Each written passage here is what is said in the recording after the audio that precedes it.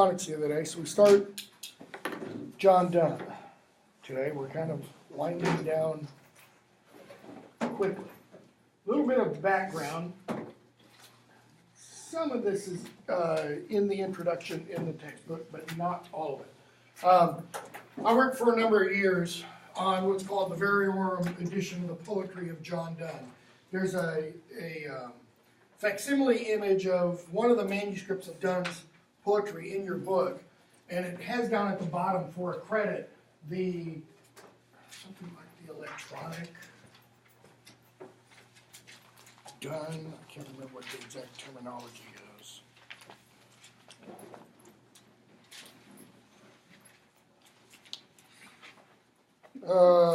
The digital Donne, the online Variorum. I first worked as a research assistant when I was working on my PhD, and then I was appointed as an assistant textual editor. So previous classes I've done a whole lot on Donne, but I don't anymore really. So Donne's dates: 1572, 1631. Notice he's born just a few years after Shakespeare, but he dies quite a few years after Shakespeare. But he's born right during that period of kind of rising antagonism to Catholics. Okay, Donne's family is Catholic. They're old line Catholic. His mother is related to Thomas More. His wife is related to Thomas More. In your book, rather poorly, the introduction rather poorly says, page 807, Donne's mother, Elizabeth, was related to Thomas More and was beheaded as a traitor for refusing to support Henry VIII's rejection of the Pope's authority. What's wrong with that sentence? I mean, there's something majorly wrong, hugely wrong. Donne's mother, Elizabeth, in commas, that is, Elizabeth is in a positive phrase for his mother, it's filling in information there, was related to Thomas More. The very next word, that conjunction, what's that doing? That's saying essentially you've got a compound subject kind of going on. She was related to Thomas More and was beheaded. What's the subject of was beheaded? It's Elizabeth, his mother. His mother was not executed for refusing to suck up to King Henry VIII. It should be, was related to Thomas More, who was beheaded. Okay, Thomas More was the one beheaded. Thomas More was the chancellor at the time. Okay, Henry VIII went to More to get his approval, meaning, I want you to publicly support my divorce from Catherine. And Thomas More, who was a quote-unquote good Catholic, said, no, I can't do that. And if you want to get the full story, read Robert Bolt's A Man for All Seasons, or watch the film. Okay, it's a fantastic film. Really good history also in the screenplay. Okay, so More, Donne's mother was related to More, and his wife was also related. His wife was like a great niece, and I think his mother was niece to Thomas More. Okay, your book mentions a couple of other things. He had two uncles who were Jesuits who were imprisoned. Okay, and his brother died while in prison for having harbored a Catholic priest. Died of a fever. Okay. Before I get to this, Donne, sometime in the 1590s, we can't say exactly when, but probably sometime in the 1590s, he, for lack of a better way of putting it, stops adhering to Catholicism. Now, one critic, a guy named John Carey, pretty major critic, one critic says this is an entirely, what's the phrase I want?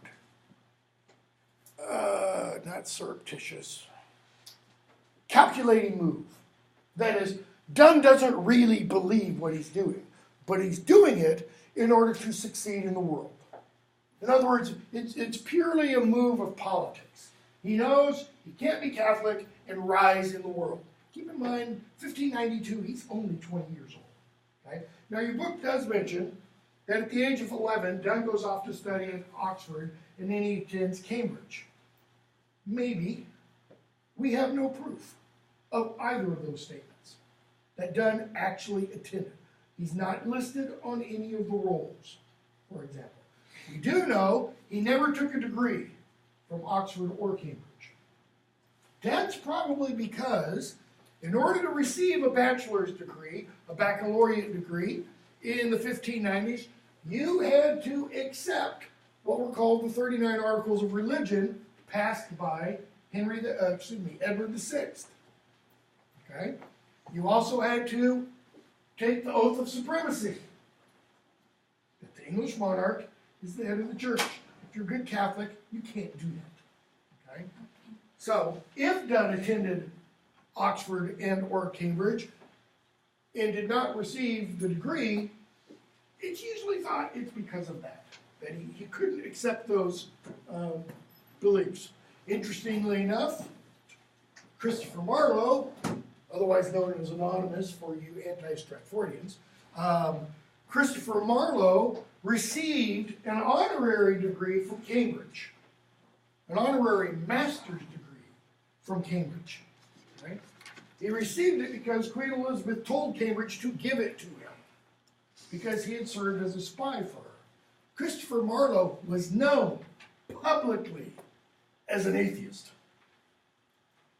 Kind of hard to subscribe to the 39 Articles of Religion and the Oath of Supremacy if one is publicly an atheist. Okay? Sometime in the 1610s, 1600s, let's say, between 1600 and 1610, 1611, we believe Donne probably became Anglican. That is, he accepted the tenets of the Anglican form of Christianity, subscribing to the 39 Articles, accepting the Oath of Supremacy as examples. Okay? 1615, he takes holy orders. He becomes an Anglican priest. Okay? 1617, his wife dies. We'll talk about her in just a moment. 1623, he's made Dean of St. Paul's Cathedral. Dean means he's the one in charge of everything that happens at the cathedral. Okay? He's also, by this point, he's also been preaching, okay, to the king's chaplain. Some of his sermons are delivered solely to the king. Right? Should have mentioned, in 1615, when Donne takes holy orders, he stops writing what's generally called secular verse. Love poetry, for example, he doesn't write any more of. Most of which, with Donne, there's a lot of innuendo. Okay? He stops that entirely. So the only kind of poetry he writes after 1615 are either what are generally called his epicedes and obsequies, funeral poems, okay, or religious poetry. The holy sonnets that he writes, you got 4 or 5, that's what I did my dissertation on, in addition to those. He probably starts writing those in the early 1600s, before maybe he even becomes Anglican. Okay? He doesn't stop writing the holy sonnets until after his wife's death. Okay? Talk about his wife for a moment. Donne is a soldier in the early 1690s. He takes part in 2 military expeditions against the Spanish. Okay? Spanish are Catholic. So this is indicating he's already probably got some issues with Catholicism. So he takes part in these 2 battles. Some experiences of these battles are recounted in a couple of his poems. Okay? Poems about being on a naval vessel, 1, during a storm, 2, during a calm on the sea, a dead calm. No winds, you're just floating. Okay? In 1596, he is appointed as secretary to Thomas Egerton. Sorry, 1598. Appointed secretary by Egerton to Thomas Egerton, whose position is keeper of the seal. Now, that sounds like some stupid little job. It's not. The seal that is being referred to is the seal that Queen Elizabeth uses to seal official proclamations.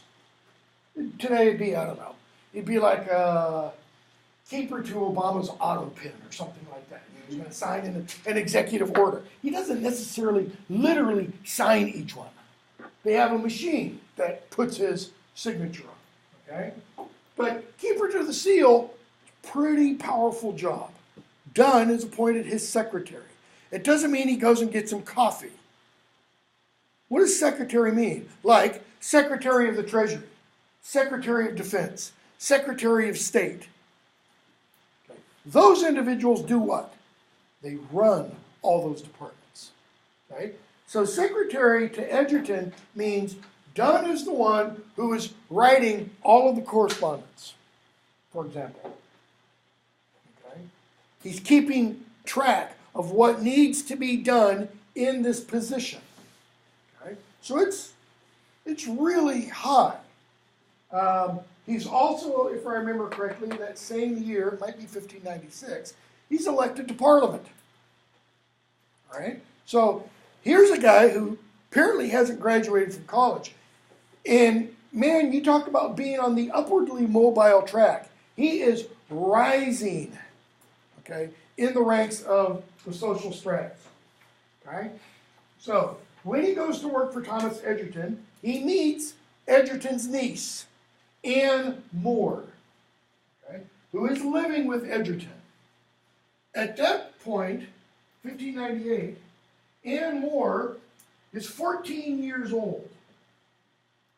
Donne is 26. Today we would call that pedophilia. Right? Just goes to show different times, different mentalities, different perspectives. Maybe you want to say it was pedophilia then. I'm not going to make that claim because I don't think it was. Anyways, he meets Anne Moore and a relationship ensues. Probably, according to what we know, then, when she's 14 and he's 26. They secretly marry 3 years later. She's 17, he's 29. Okay? The marriage is kept secret for 3 to 4 months. And then it is outed, to use the popular term. And several things happen immediately. Donne writes a letter to her father, says, don't hold this against your daughter. Okay? George Moore, by the way, is Sir George Moore. He is also a very powerful person. Donne's letters to George Moore and George Moore's letters back to Donne are at the Folger Shakespeare Library in Washington, D.C. It's about some of the only stuff we have left that survives in Donne's own handwriting. Right? Moore does hold it against his daughter. He immediately disowns her. He disinherits her. So everything she had coming to him in that last will and testament, gone. Okay? What else? He speaks to Egerton, George Moore does, and Donne is immediately fired. So he loses that upwardly mobile track. Moreover, Moore has him imprisoned. No, not for pederasty, not for being a pedophiliac. Pedophiliac? That's not right. Whatever. He has him arrested for secretly marrying his daughter. Okay? And Donne is released from prison. The marriage is still good, so to speak. And pretty much lives the next dozen years or so kind of hand to mouth. He has to, like Blanche Dubois in A Streetcar Named Desire, live on the kindness of strangers. Well, not quite the same way Blanche Dubois does, if you're familiar with the play. He has to live according to the generosity of patrons, people who will pay him for his writings, for his poetry. He also becomes secretary to Thomas Drury, a fairly important kind of person in society, who hires Donne as his secretary. So Donne is doing writing for him. Donne writes a couple of long poems on the death of Drury's daughter in 1611, 1612. Okay. He travels with him to the continent while his wife is pregnant with one of their 12 children. Okay. And she delivers a stillborn child. We'll talk about that in just a moment. Okay. She dies in 1617 at the age of 33. Shortly after giving birth to their 12th child, 7 of whom live. That is, 7 of whom live past infancy. Okay? So 5 of their 12 kids die. What else? Donne, because of his biographer, Isaac, or whichever way you want to spell it, Walton, writer of in his own right in the 17th century, wrote the first book on fishing, called The Angler, but he was also a writer of poetry and stuff, was a follower of Donne. Walton says that we have 2 John Donnes, essentially. We have Jack Donne, the Rake of London, and we have Dr. Donne, Dean of St. Paul's. Okay? Jack Donne, Rake of London. What's meant by rake? Guy who walks around, sweeping up leaves? No. A rake is a libertine, a licentious person, a person who goes around for the good times of life. Find, beautiful women, so to speak. Okay? And he divides these two from, essentially, done from the 1590s to roughly 1614. Dr. Donne, Dean of St. Paul's, essentially 1615 until his death. He's not Dean of St. Paul's until 1621 or 1623. Okay? So what's he dividing it by? 1615, the year Donne takes holy orders. Okay? You get the impression of this guy through the love poems, the songs and sonnets, and some of the epigrams, the elegies. We're not going to read them. Read Elegy 18 if you're curious about this in your book. I'm pretty sure it's Elegy 18.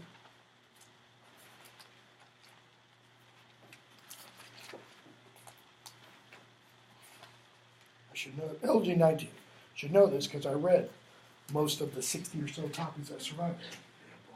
Elegy 19, to his mistress going to bed. Title gives you a little clue as to what the poem is about. Okay?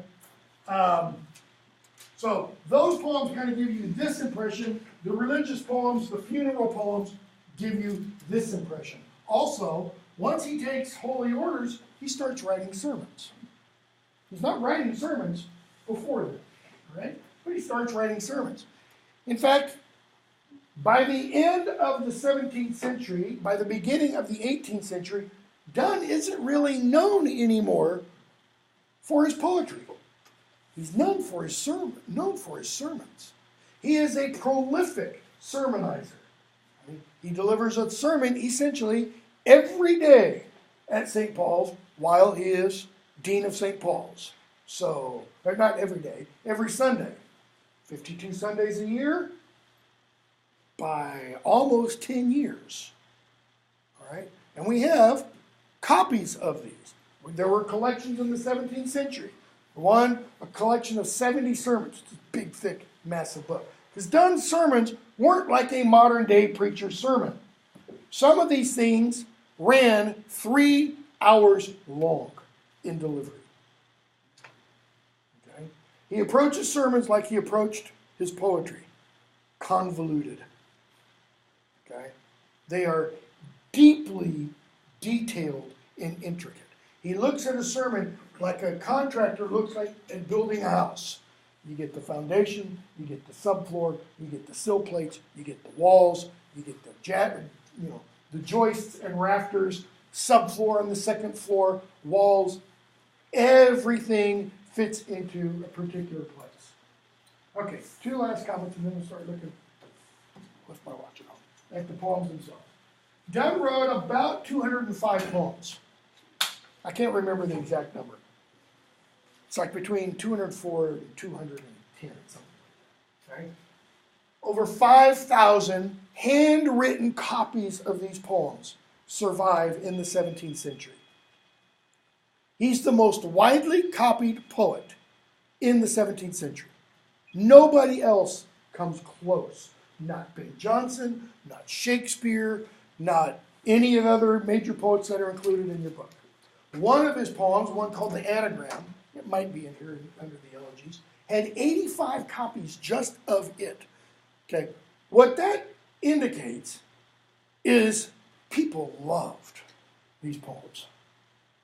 People wanted copies of them because Donne, prior to 1615, Donne doesn't publish his poems other than 3. He sees through press only 3 poems. The 2 anniversaries and one other poem that's related to them. That is, these real long poems that are commemorating this young girl's death. That's it. That's it. Okay? All of his other poems circulate solely in manuscript. Donne makes copies, gives them to a friend. That friend gives those to a friend. Or that friend makes copies, gives the original off to a friend, etc.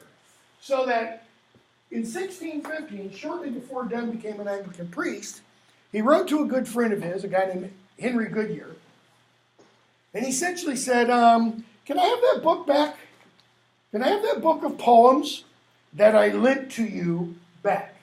Because he says, I need to make a farewell to secular life.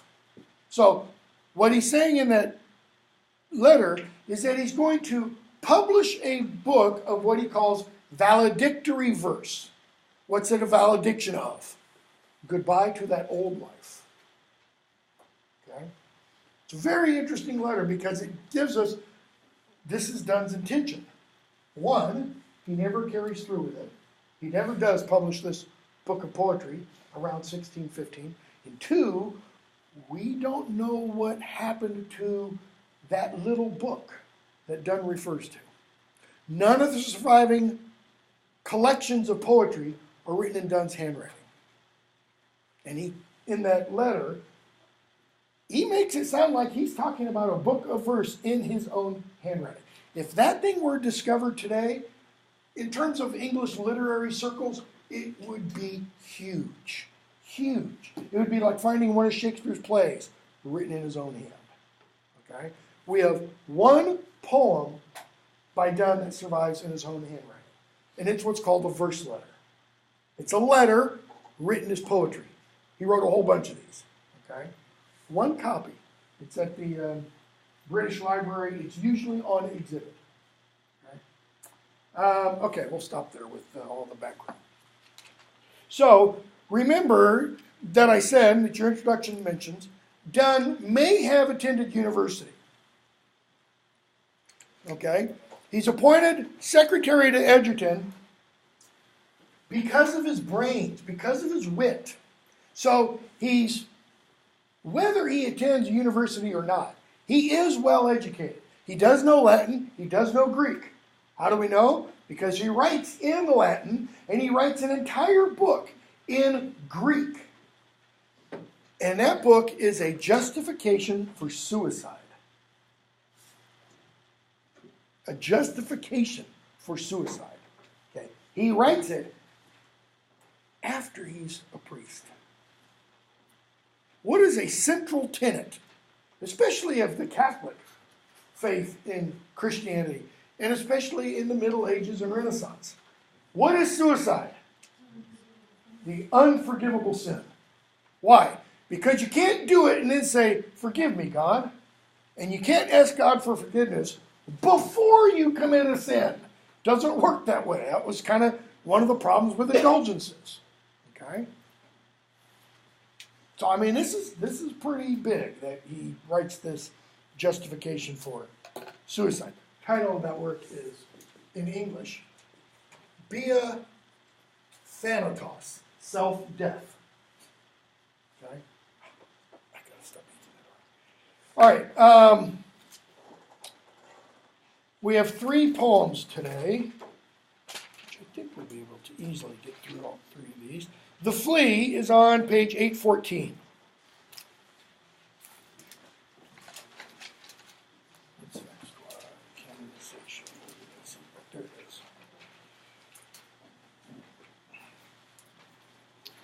Now, The Flea is a witty poem. And in it, Donne is using a technique that later gets termed metaphysical conceit. Anybody know what that is? Okay, it's related to metaphysics or being. Okay, you all know what a conceit is, right? What's a conceit? It's like an elaborate metaphor. It's an image. It's an idea one conceives of. Okay, so metaphysical conceit. The term actually comes, if I remember correctly, John Dryden, who writes about Donne and other writers like him. Oh, what's the term he uses? He's talking about women's minds. It's not tempts. It's something like puzzles or befuddles women's minds.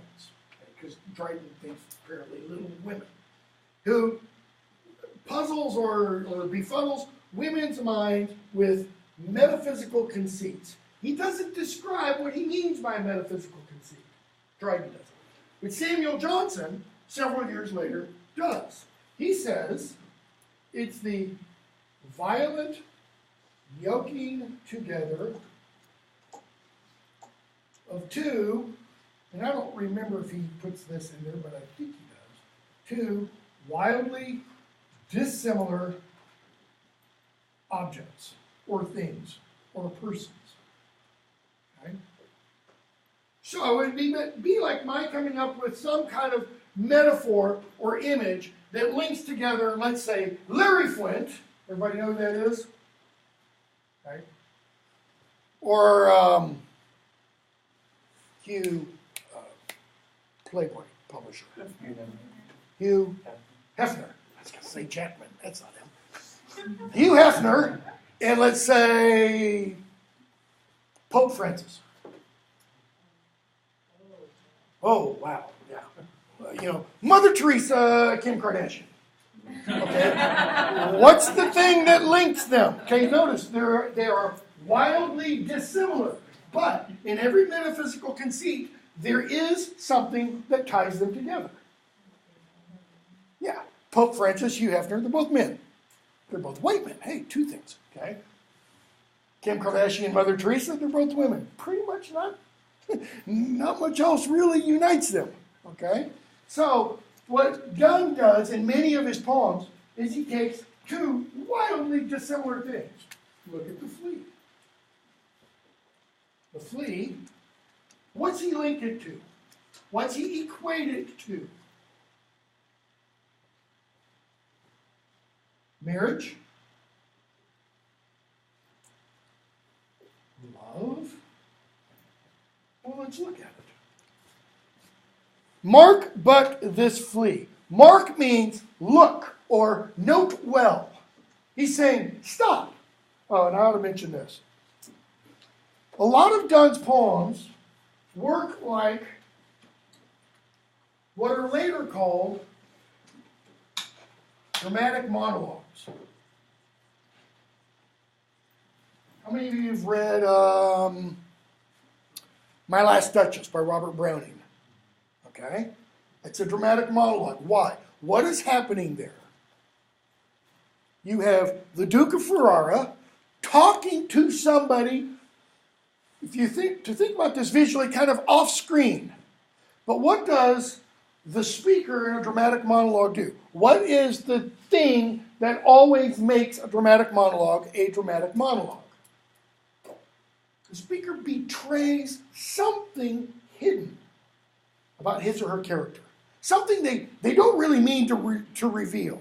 Okay? That's the difference between one of Donne's poems that has this dramatic aspect and a true dramatic monologue. The speaker in a Donne poem isn't necessarily revealing something hidden. Okay? In the dramatic monologues, they always do. So, what you have here is you have a speaker addressing somebody and the other person never speaks. That's why it's a monologue. Mark but this flea, and mark in this. How little that which thou deniest me is. Do we know what that which thou deniest me is? At this point, no. Can we even make an assumption based on the first two lines? If you've got a dirty mind, you can probably figure that out. Or if you maybe have an open mind, you can maybe figure that out. Mark but this flea, and mark in this, how little that which thou deniest me is. It sucked me first, and now sucks thee. And in this flea our two bloods mingled be. Now, in Donne's day, usually, not always, but usually, in handwriting, when you have a word that begins with S, you don't write it with that kind of S. Or you don't write it with that kind of S. You write it with that kind of S. It's called a long S. And the only thing that distinguishes a long S from an F is that. A little mark between the two. So that when Shakespeare writes in The Tempest, the song, there were the bee stings, sting I, or there were the bee sucks, suck I.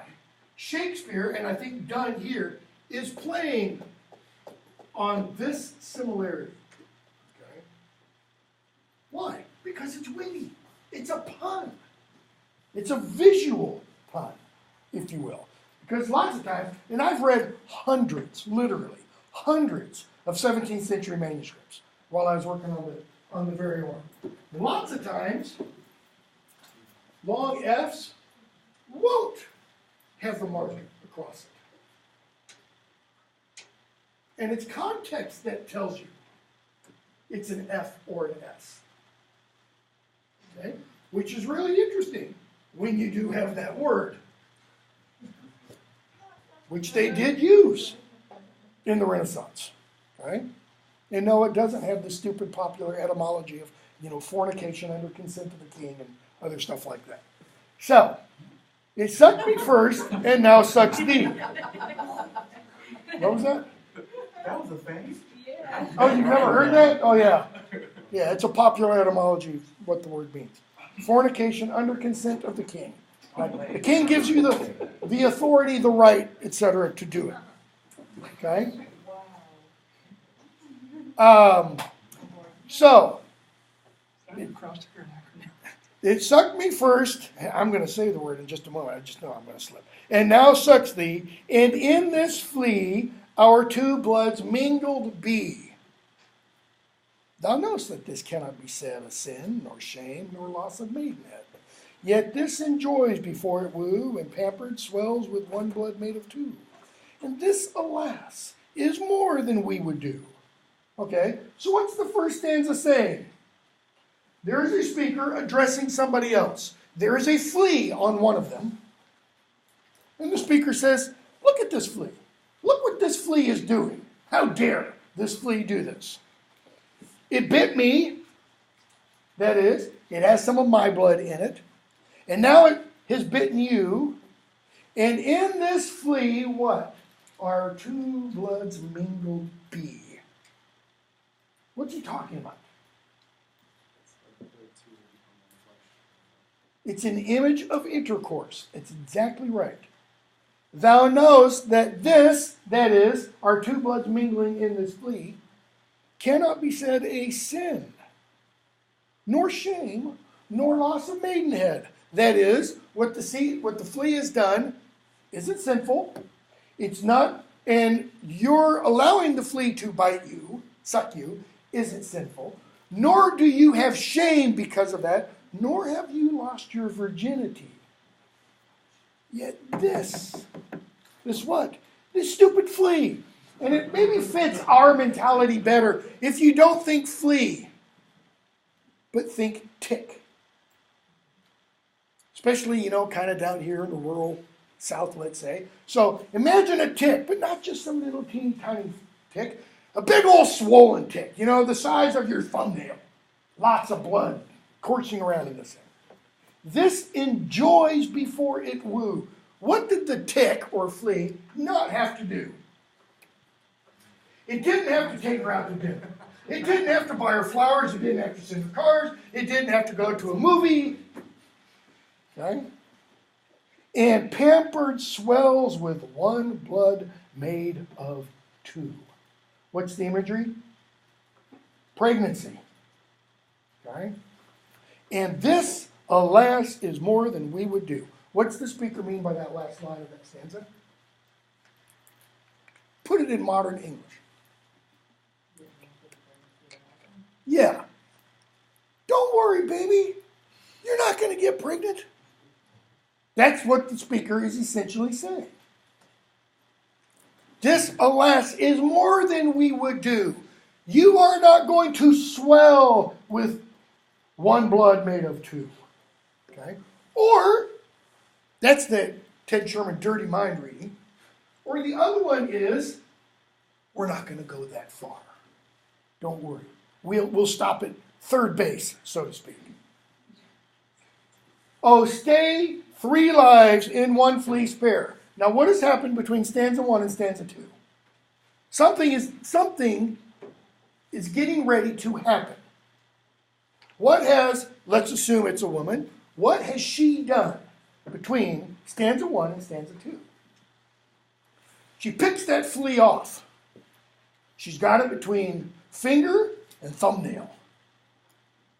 Because that's what you do. If you find a flea and you pick it off, then what do? You pinch it between your thumbnail and your finger, split the thing in two and kill it. 3 lives in one flea. How 3 lives?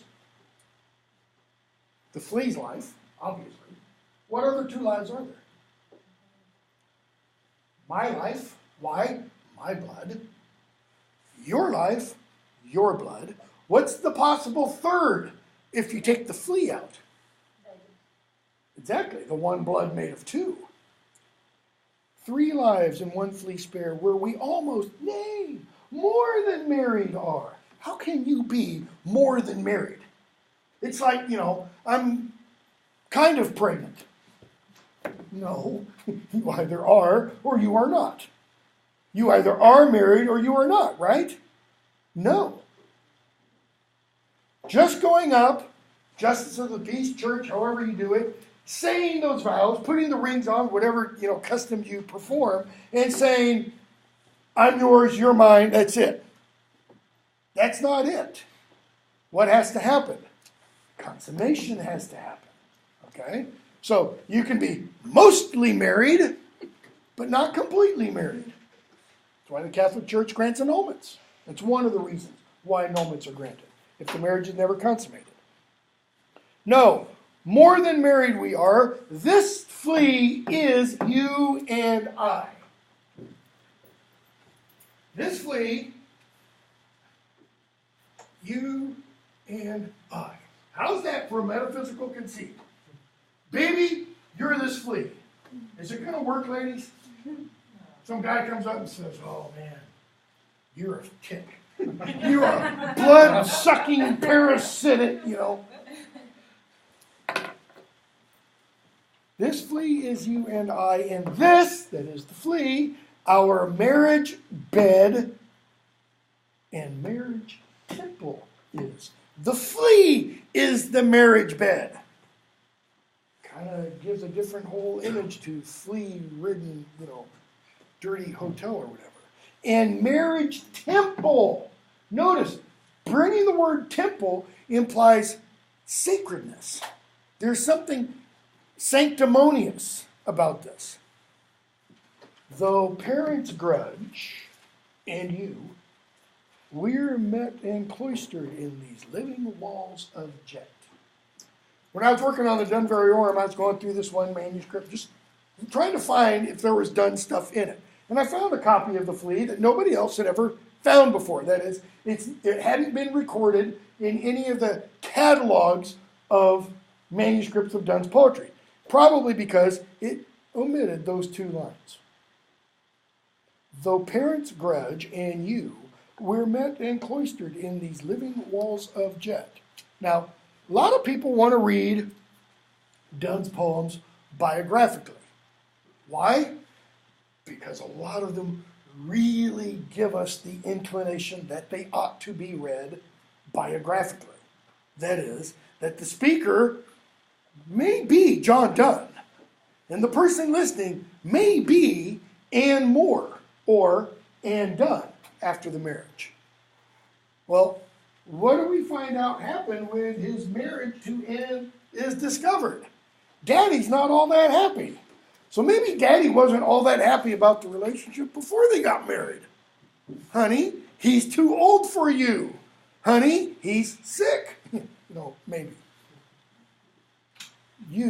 We're met and cloistered. What does it mean to be cloistered?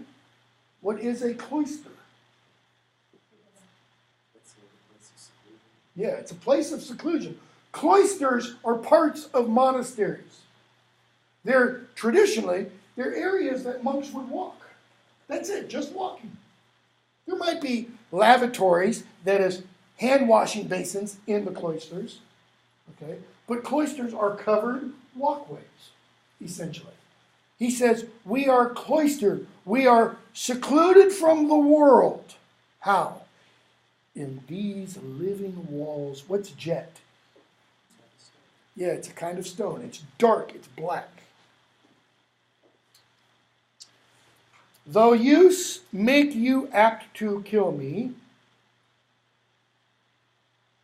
Okay, does the gloss help at all? Though habit make you apt to kill me? Is she a serial murderer or something? What in the world does it mean? I don't think it means habit. I think he means use. Though your use of me. Bear in mind, poetry always works how? It uses fewer words to say the same as prose. So, to really make sense of poetry, usually what you need to do is you need to paraphrase it, which means you have to add words in to supply stuff. Though your use of me make you apt to kill me. That's that idea I talked about the other day. Renaissance notion that having sex, achieving orgasm, does what? A little bit of you dies in that act. So, your use of me makes you apt to kill me. Let not to that self-murder added be. He's saying essentially, go ahead, kill me. Kill me again. Kill me tomorrow. Kill me tonight. Kill me, But don't kill yourself. How? And sacrilege. 3 sins in killing 3. What is he talking about in the killing? Is he talking literally about sex? No. Remember, she has the flea, or the other person has the flea between finger and thumbnail. So, don't kill yourself, and don't be sacrilegious in killing the number 3. How is the number 3 religious? Trinity, anyone? Okay. What happens between stanza 2 and 3? Cruel and sudden hast thou since purpled thy nail in blood of innocence. Think of the tick. She's popped that sucker so that now there is blood on her thumbnail. Cruel and sudden. cruel. Did the tick or flea have that coming? Was the flea guilty for doing what it did? Can a flea be guilty? Can a man-eating tiger be guilty of manslaughter? No. Why? Tiger does what a tiger does. A flea does what a flea does. But notice that second line. Purple thy nail in blood of innocence. Purple, color symbolizes what? Royalty. Thy nail in blood of innocence. What else does innocence sound like? Depending on your pronunciation. Can it also sound like this?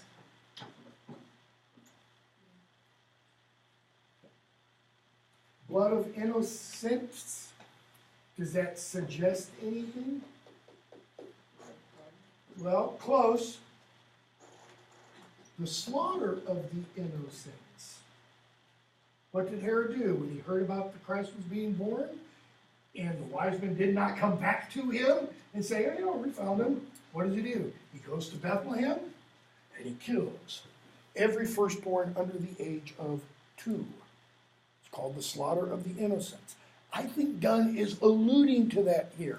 Why? Because he's saying, you, the flea, are innocent. And you've acted like Herod. Wherein could this flea guilty be, except in that drop which it sucked from thee? Yet thou triumphs. So what is she obviously doing? Let's say you're going to make a 5-minute film of this.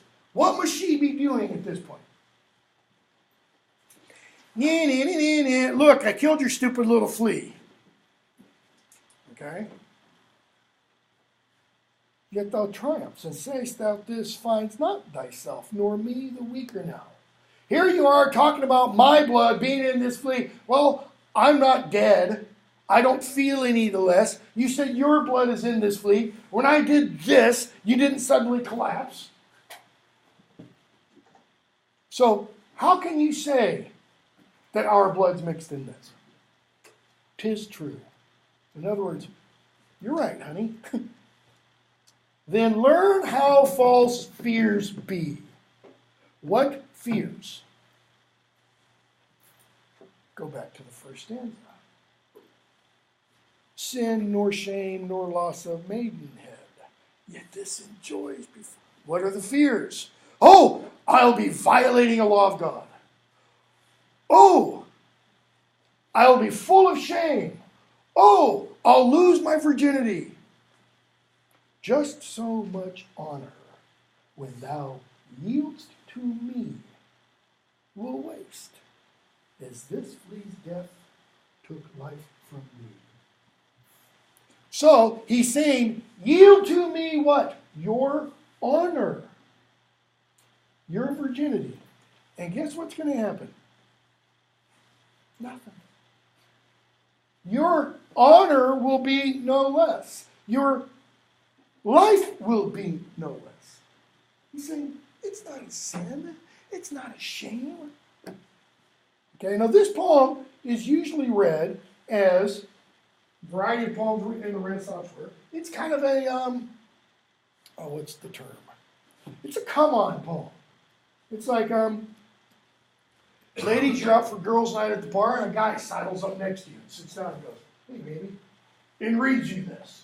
Or says these lines to you. Successful? Is he going to get what he wants? Or are you going to tell him to go away or deck him? You know. Okay? It's not meant literally as a, man, what's the term I'm like? Completely blanking out. It's not meant literally as a seduction poem, that's it. It's not meant literally like that. What's Donne doing? I said earlier, he's showing off this. After all, anybody, have you ever heard anybody else compare love to a flea?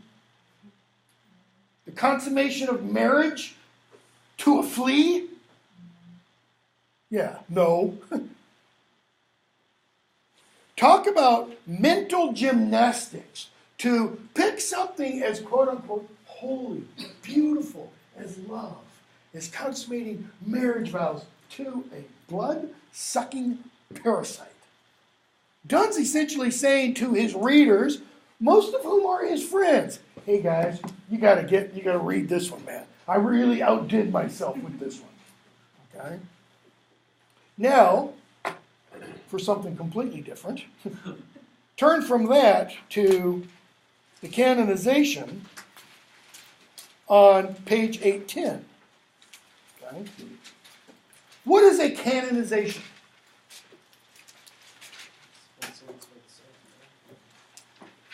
It's when someone is being declared a saint.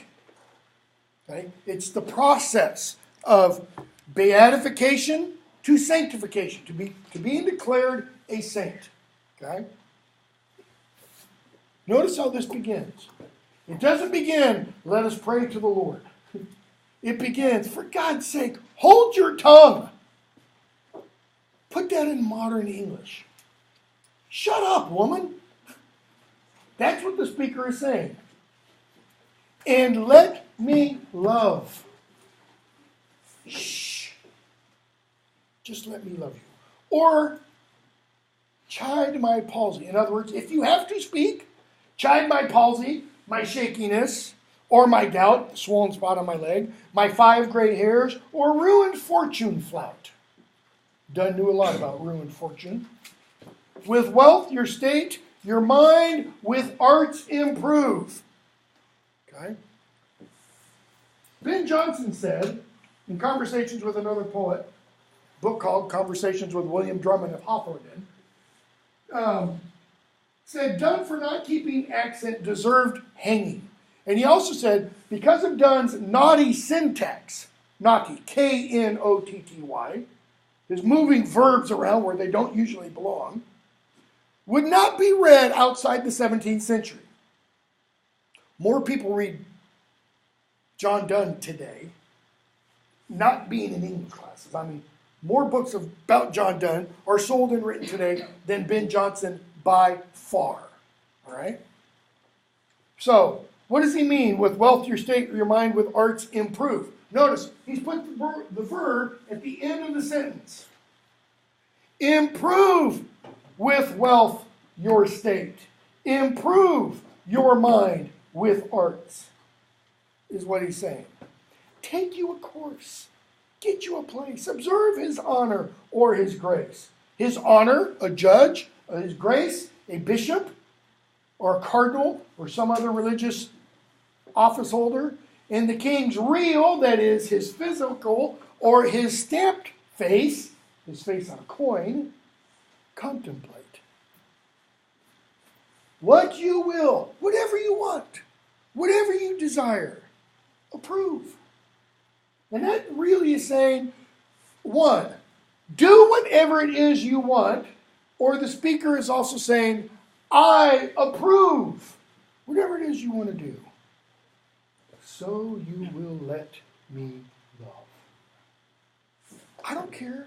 Get a job. Improve your mind. Improve your state. Contemplate the king or the king. Doesn't matter. As long as you let me love you. That's what's going on in stanza 1. Alas, alas, who's injured by my love? Implication is she's saying, no. No. What? And he starts using, haven't used this before.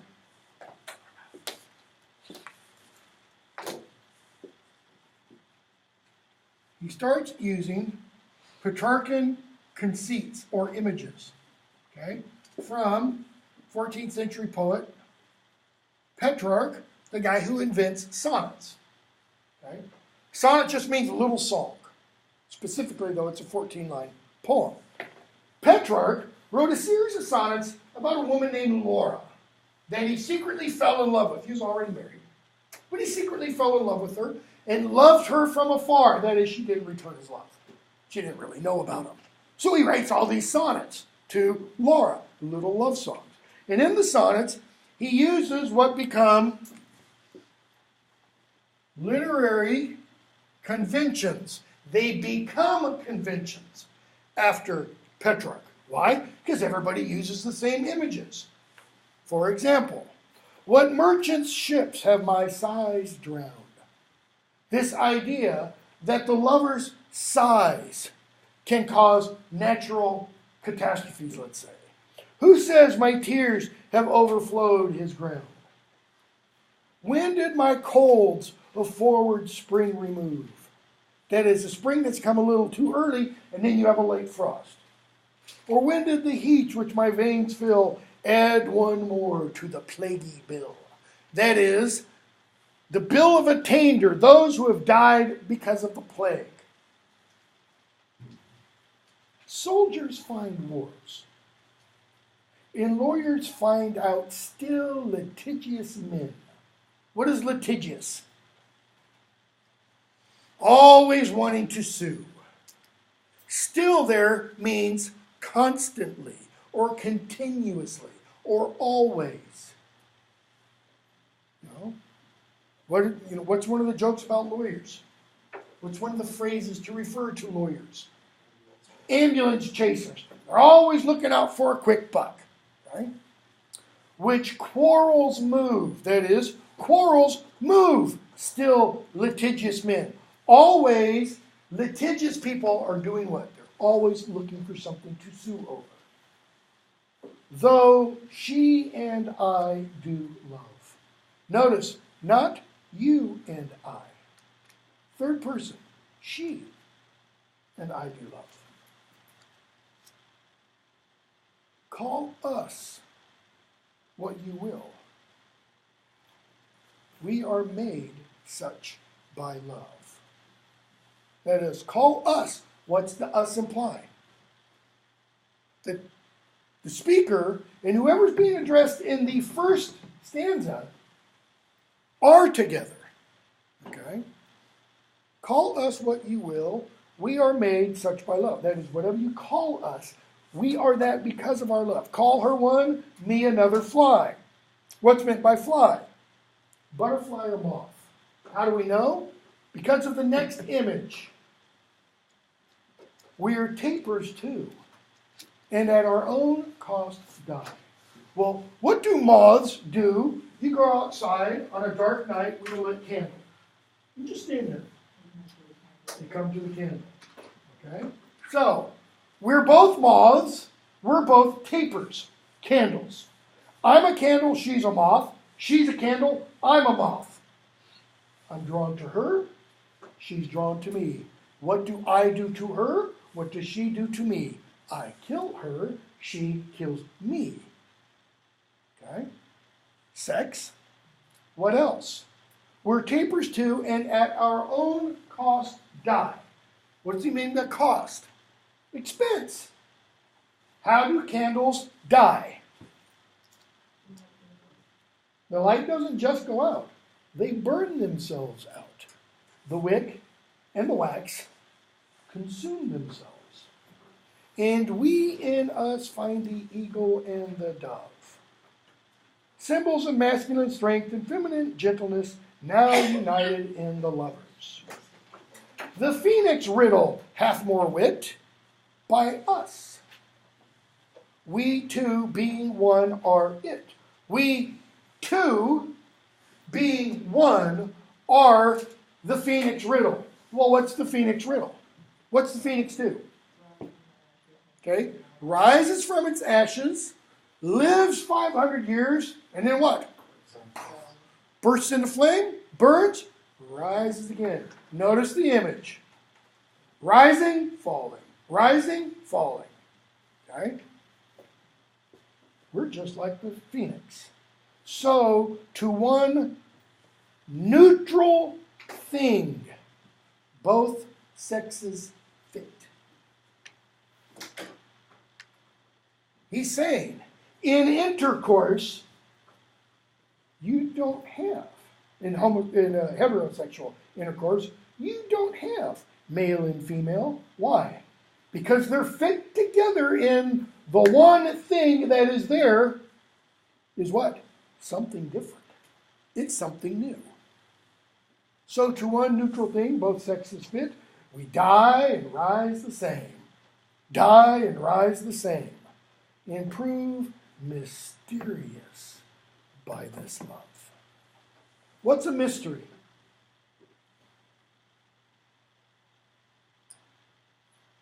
Literally, what's a mystery? Something that cannot be solved. It's not a whodunit. A whodunit, you do find out who did it by the end.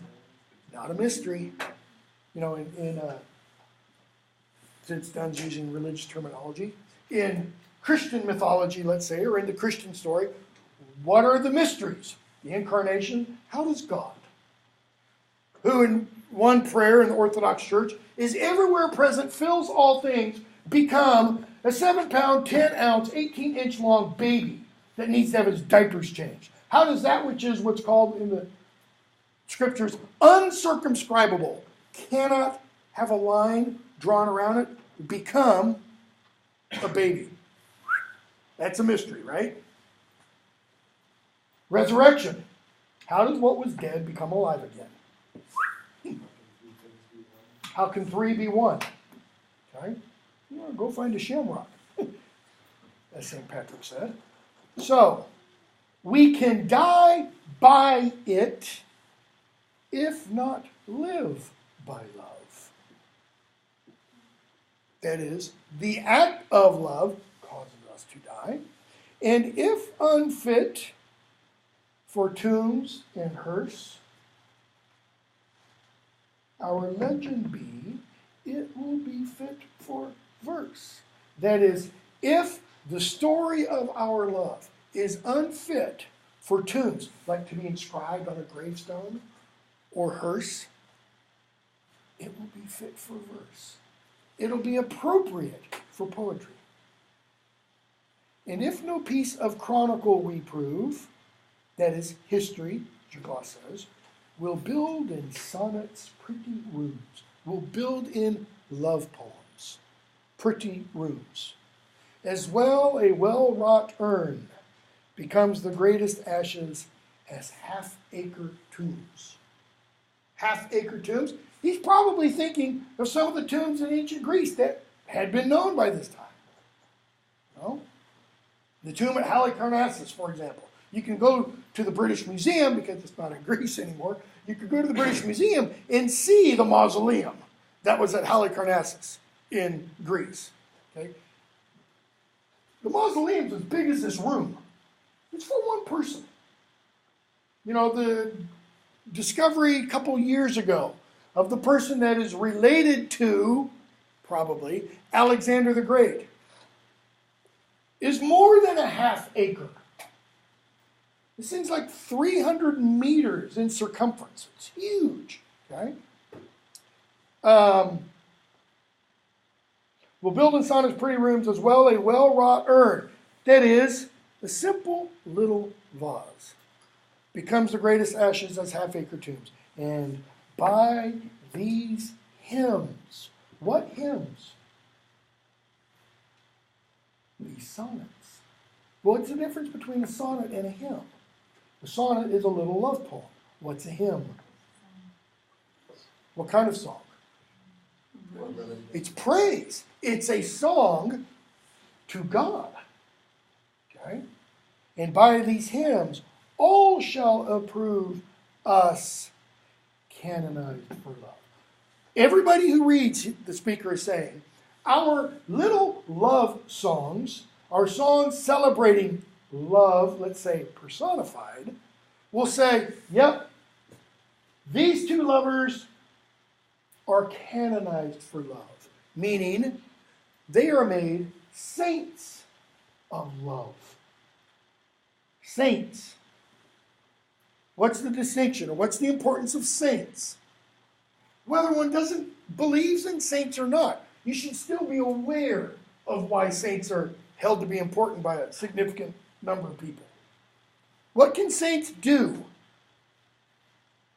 If you're familiar with the Harry Potter novels, people call Harry Patronus Harry, Savior Potter.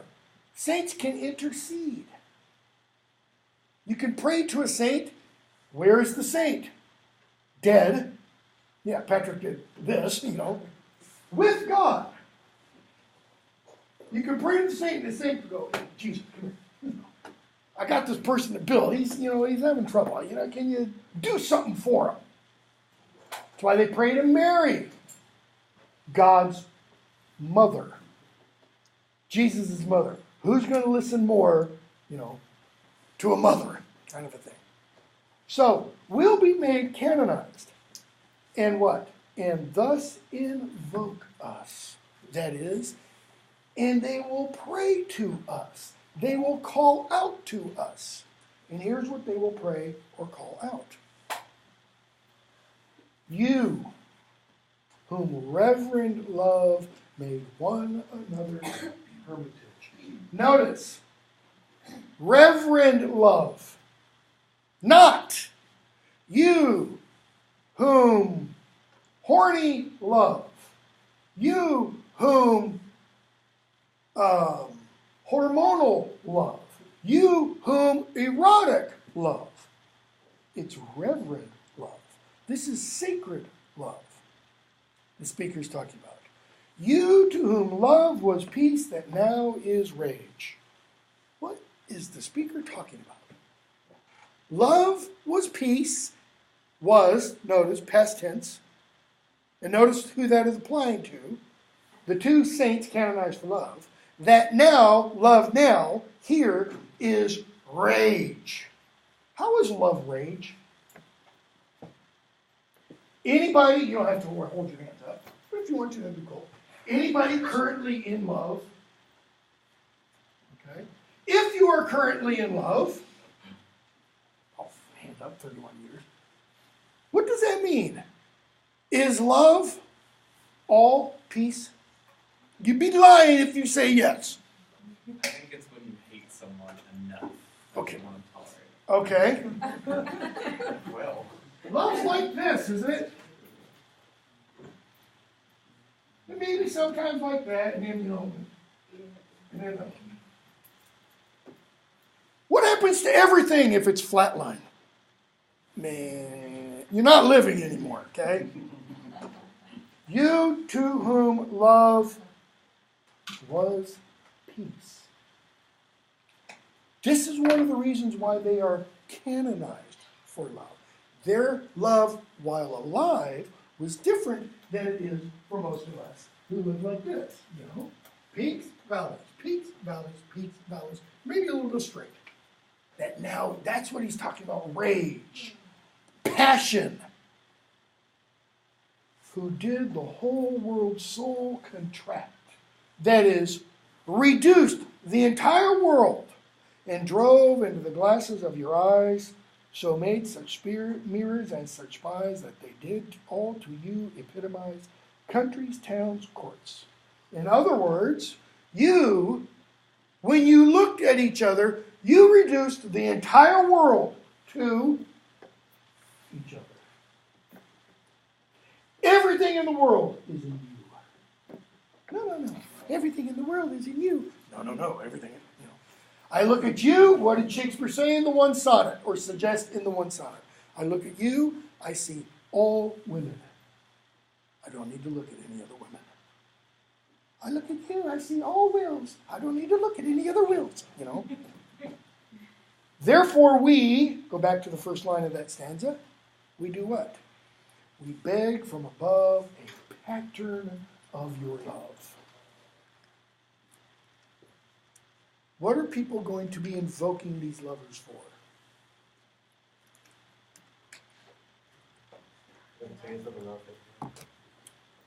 You hear about people who, when my mom died earlier this year, she and my dad had just had their, about 2 weeks before, 61 and a half anniversary. Okay? You hear about people who've been married that long, and what is often asked? how do you do that? What's your secret? How did you do it? We beg from them a pattern. Because what's a pattern meant for? Follow the pattern. What's the problem, however? This has nothing to do with the poem. What's the problem, however? There is no pattern.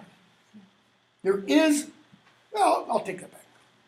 There is no set formula other than a couple very, very general basic rules. Men, she's always right. And I don't mean that facetiously. I mean it seriously. She's always right. Sooner, how in the world? The loonier you accept that, the sooner you accept that, the easier things are. What else? Always say you're sorry. Whenever there's a problem, just come out in the open, say, sorry, my bad. Accept responsibility, move on. Okay. Last one, because we are almost out of time. Valediction forbidding mourning, which is back to where we were. What's a valediction? Who delivers a valedictory address today? The President? president. Okay, maybe. Graduates from high school, right? Who are the valedictorians? Too many of them. Had to sit through, when my son and daughter both graduated, like one of their classes had like 14 valedictorians. Supposedly, the valedictorian is what? The best in the class. Yeah, but 14 different people had GPAs of like 4.20. First of all, I'm going, how the hell do you get a 4.20 out of a 4-point scale? Okay, you can't add on extra activities. It's not fair. Some schools have done away with valedictorians entirely. Why? Any wild guesses? Not special. Okay, that's one. That's not special anymore. Is it making the rest of the students feel... Bingo! In our idiotic, completely politically correct nonsense age. Because 1 or 12 kids are valedictorians, that makes everybody else feel unspecial. Is everybody special? As I told one of my nephews last night, who was bitching about some of my Facebook complaints, grow up. Not everything, you don't get participation awards for everything. My wife or one of my daughters said today, somebody ought to give Hillary Clinton a participation trophy. Hey, not how it works. She did her best, Okay, valediction forbidding mourning. So, what is a valediction? What are the valedictorians supposed to do? Bye-bye. Yeah. It's goodbye. Valet literally means well. Diction saying. It's a good saying. A good saying at your MTSU graduations by whoever you are unfortunately blessed to hear as the primary speaker. Hopefully not some owner of a pig farm, somewhere. Hopefully their speeches will be short and sweet. Like, go get them, Or exceptionally profound, like the one Steve Jobs delivered one year. Or the one J.K. Rowling delivered one year, okay? But you're not going to get it, Steve Jobs or J.K. Rowling. I'll just tell you that right now. You'll probably, depending, if you graduate in December, you're probably going to get the faculty senate president. Woo! So this is a valediction forbidding mourning. Forbidding mourning. Don't weep.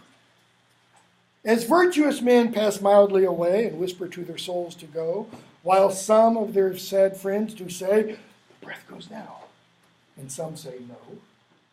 How do virtuous men die? Not like Dylan Thomas's speaker, and do not go gentle into that good night. Rage, rage, howl against the dying of the light. No.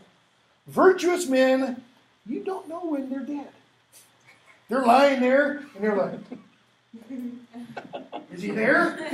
Hold the glass up to the nostrils. Is there any breath? He's gone. So let us melt. Notice the simile. Let us melt, dissolve, like the dead person's soul melts from the body, leaves the body. And make no noise.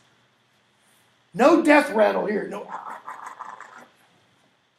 No tear floods, Petrarchan image, nor sigh tempests move.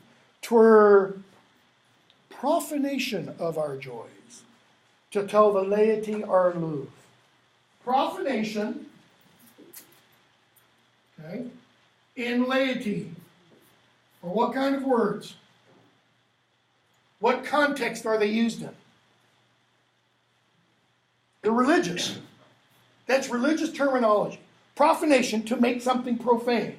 That is, to remove a sacred aspect. Laity, if this were a church, obviously where I am would make me what? I'd be the preacher, a minister, priest, etc. You would be the laity. Why? Because you've not been endowed with whatever attributes, skills, etc. that I have achieved or received that make me the minister, preacher, priest, etc. Imam, if you want, So the laity are the uninitiate into kind of the deeper mysteries, so to speak. So he says, it would be a profanation of our joys. It would make our joys profane. To do what? To tell all those people out there about our love. Notice, the love is the secret that these two have been initiated into. And he says, it would lessen our joy to tell everybody out there about our love. Moving of the earth, earthquakes, brings harms and fears. Men reckon what it did and meant. Donne's writing this sometime, probably, specifically, around 1611, 1612. Okay? We still wonder today, what does it mean when there's a massive earthquake somewhere? We still wonder, we still ask, why does God allow this thing to happen? Okay? That's what he's getting at. Moving of the earth brings harms and fears. Men reckon what it did and meant. But trepidation of the spheres, though greater far, is innocent. Trepidation, movement, shaking of the spheres. What spheres is he talking about? Remember the other day, I put up one of the perspectives of the world. You have Earth at the center, and it's surrounded by what? 9 concentric spheres. The movement of the spheres, he says, is greater far. That is, Saturn, Jupiter, Mars, etc. They have far greater effect, but is innocent what? On us. What's he mean? One, this is written after Galileo proves Copernicus is correct. No, because prior to Galileo proving Copernicus is correct, everybody would say the movement of the spheres directly affects us. That's why astrology is important. That's why it depends. That's why it's important what star you were born under, what planet you are born under. Okay? If astrology and all that were correct. But Donne is saying the movement of the spheres out here is greater than the movement of the earth. But it's innocent on us. It doesn't affect us. Dull, sublunary lovers love. What in the world does he mean? Here's the earth. Here's the moon. What is beneath the moon and above the earth? Sublunary. Beneath the moon, down to here. Dull, sublunary lovers love. Everything from here to here is mutable, changeable, impermanent, doesn't last. So, dull, sublunary lovers love, whose soul is sense, cannot admit absence. Why? Because the mouse will play while the cat's away. Out of sight? What? Out of mind. It's like Stephen Bishop, or Elvin Bishop song from the 1970s. You know, if you can't be with the one you love, love the one you're with. What's the speaker saying in all of those and in this poem? Sublunary lovers whose soul is what? Sense. Sense. Touching, hearing, seeing, tasting, smelling. It's empirical. The soul, the essence of these people's love is appearance. And because it's appearance, if that appearance leaves, what happens to the love? It leaves too. Notice what he calls them. Dull. They're not sharp. Okay? Their love cannot admit absence. Why? Because it doth remove those things which elemented it, which put it together. But we, you and I, by a love so much refined that ourselves know not what it is, enter assured, enter between, assured of the mind. Let me not to the marriage of true minds admit impediments, Shakespeare wrote. Care less, eyes, lips, and hands to miss. It doesn't matter if we are physically together or you are separated from me. Why? Our assurance is where? It's not in the body. It's in the mind. Our two souls, therefore, which are one. How are the two souls one? What is that possibly indicating about the two? They're married. The two shall become one. Our two souls, therefore, which are one, though I must go, first time the speaker has actually said this, what? Endure not yet a breach, but an expansion, like gold to airy thinness bead. In other words, the speaker is saying, here's our two souls. He says, I have to leave. So, I've got to go from here to over here. So, what happens? That line, just what? It's thinner and thinner and thinner. Why does he use gold? Why not lead? Gold's malleable. So is lead. Well, why gold, not lead? Gold is valuable. Gold is rare. Lead is common. Lead is base. Okay? Gold you can literally beat thin enough to use for a window. It won't break. It won't shatter. Okay? If they be two, they are two so as stiff twin compasses are two. Thy soul, the fixed foot, I know we're running out of time quickly, makes no show to move, but doth what the other do. And I always forget to bring an actual compass to class. Think of a compass that you use in geometry. You've got the fixed foot and the other foot. This is the one that holds the pencil. This is the one with the spike at the end. What happens if you need to inscribe a circle? What do you have to do? You have to move this one out like this, right? But if you hold it on the paper like this, what kind of circle are you going to draw? None. What do you have to do? What has just happened to the fixed foot? It tilted. It moved. Notice, the farther you move this one away, what does this one do? It leans and hearkens after it. What is Donne doing? This is one of his greatest metaphysical conceits. He's comparing the love in a marriage to a frickin' geometry compass. Okay? And he's saying, you stay here. I've got to go away. It's your staying here that will make my circle just. What does he mean? I've got to go away. It's your staying here that does what? Allows me to come home. Keeps him anchored. Okay? Real quickly. Isaac Walton, the guy that I mentioned up here, said that this poem was written when Donne had to go on a trip to the continent. Anne, his wife, had a dream. Said, don't go. Something bad's going to happen. She was pregnant. While Donne was gone, she delivered a stillborn child. Okay? And that his valediction forbidding mourning is his way of saying, shh, don't go. It's okay. That'll be all right. Don't worry. Okay?